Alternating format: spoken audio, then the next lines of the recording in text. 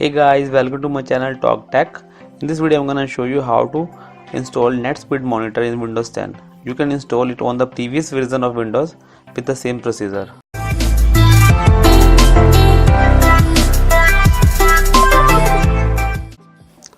First you have to click on the link in the description box and download the file according to your operating system, as both 32-bit and 64-bit version are available there. As I already downloaded the file, select the file and press the right click on your mouse and then select the properties in the menu option.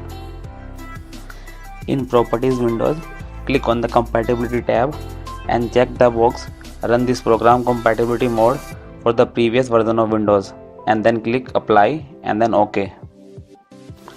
Now double click on the icon of the application and start setup wizard. Then just press next and install the program.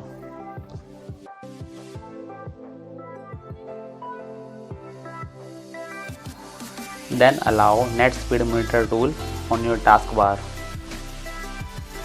Now you can see upload and download speed of your connection.